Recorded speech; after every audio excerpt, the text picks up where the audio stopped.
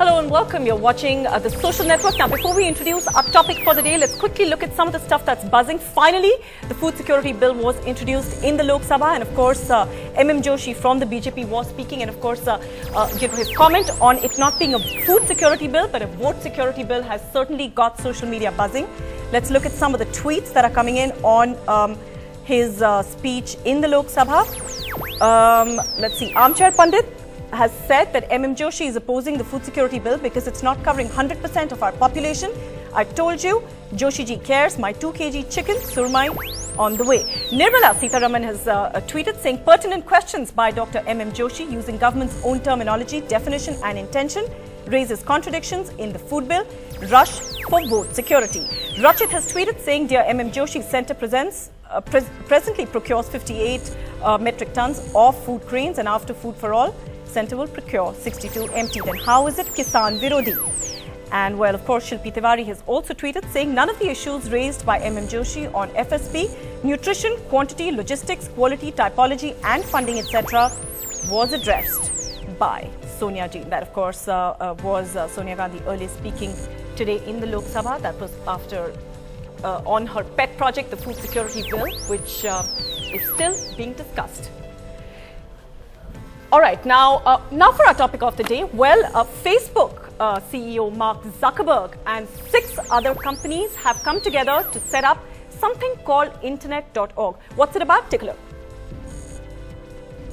I am not referring to the absolute, infinite concept of universal peace and goodwill, of which some fantasies and fanatics dream. Let us focus instead on a more practical, more attainable peace. This will require a new effort. So let us not be blind to our differences, but let us also direct attention to our common interests. All right, so essentially what they're trying to do is they want to make connectivity accessible to one and all. In fact, in a sense, they want to make information a right for every single person.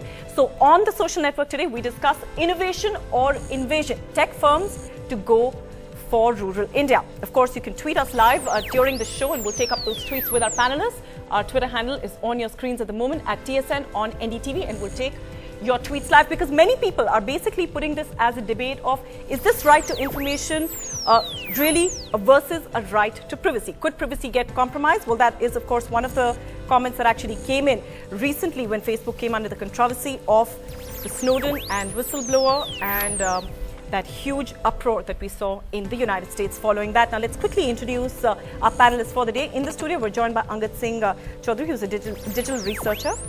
And we're also joined by Vinay Kumar, who's the Chief Operating Officer of Digital Green. We've got Saikat Datta, who's the Managing Editor of DNA. He also joins us from the Capital. And we'll also be joined by Prashant Sugatan, who's a cyber lawyer. All right, Angad, I'm going to start with you first. Internet.org, it sounds massive to connect 5 billion people and make right to information, basically the whole knowledge economy accessible to every single person. Sounds huge, sounds massive. Break it down for us very, very simply how it's intending to do that. You see, there have been many ways in which people have tried to get last mile connectivity to rural India and rural economies. Governments have attempted it, not so successfully. Google has just launched something called Project Loon, which is sort of sounds amazing because it's through balloons and they're going to be broadcasting signal. What these guys are doing is, all the companies that are on the screen right now, they're partnering together to innovate in making data transfer cheaper, making bandwidth cheaper, and building businesses and making it easier, incentivizing businesses to make access to the internet cheaper through mobile phones and handsets. So it's kind of interesting because they actually, technically, from one point of view, they're targeting a rural market and they're trying to expand data access at the bottom of the pyramid. They're also making money off it. So it's a complicated issue, but overall, I think access to knowledge precedes privacy. The cost that may come. Yeah, I mean, that's a much later discussion, isn't it? Because, you know, when we first had access to the internet, the privacy debates only came much later as a sort of part of the public consciousness.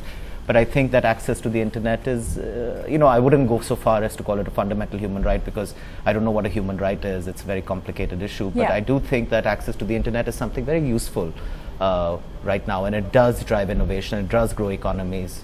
And social media, in a sense, has really changed the equations of the game. In fact, Vinay is with us, and he's actually the CEO of Digital Green. And the reason why he's with us is because they've come up with this website called farmerbook.org, which we'll actually come to in just a bit. But basically what it does is it connects the rural India and brings everything that they're doing onto one platform which everybody can access. So rural connectivity and the importance of it is something that Vinay will tell us about. Yeah, I think based on our work in the rural areas now, particularly with the farmers for the last four and a half years, our experience is that, you know, if you take technology to the farmer, we are in the business of disseminating good practices, whether they relate to agriculture or whether they relate to health, to small and marginal farmers. And our response has been tremendous, apart from the fact that it empowers the farmers, particularly the women, because we work through self-help groups. It has a lot of side benefits. It empowers the women, it creates a totally new dynamics in terms of social relationships, and access to information really drives them to do things which they never thought were possible. They never thought before, and in a much more cost-effective manner.